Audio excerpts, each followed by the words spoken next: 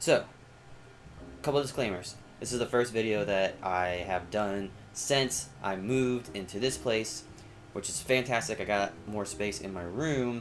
However, the lighting, I still haven't figured it out yet, so that's why I look like, you know, a Phantom of the Opera, half face in darkness right now. So, apologies for that.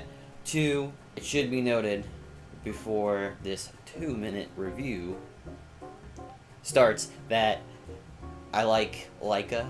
It's not supposed to be a pun. I like Leica a lot. I've enjoyed every single one of their movies.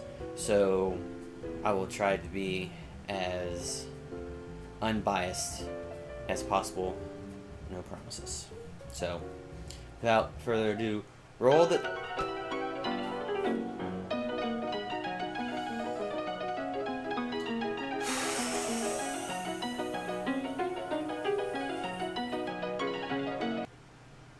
fire the editor.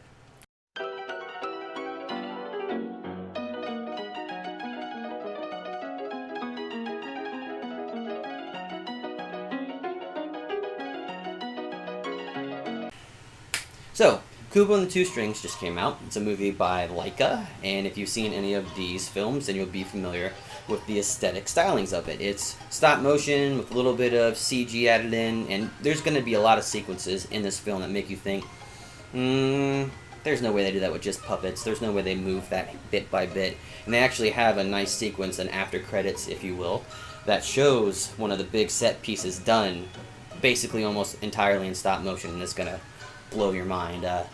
The voice talent in this film is actually really good. Kubo is played by Art Parkinson, who people may or may not know as Rickon Stark from Game of Thrones. Charlize Theron, Matthew McConaughey, and Ralph Fiennes, plus nose, but it doesn't matter because you don't see him. Voldemort guy, you know.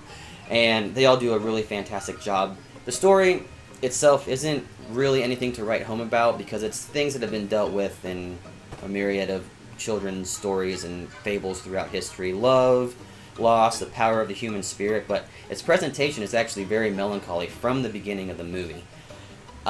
Which is great, actually. I think it's kind of in step with a lot of children's movies recently where people are going to see it, and the older folks, parents and whatnot that actually go and see this are going to be able to project a lot of themselves into this. They're going to see it from a different perspective, obviously, than the children, who are going to be excited by the beautiful animation and the silliness and the jokes and just the basic beauty of this film. And that's the thing.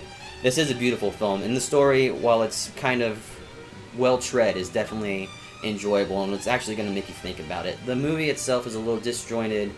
It's got some pacing issues. It probably could have been about 20 minutes shorter, but overall it's definitely worth seeing. And I think a movie that's made in this style, in this medium, definitely needs to be seen and enjoyed on a big screen, because this type of movie should be supported for sure. So definitely go see this if you get a chance.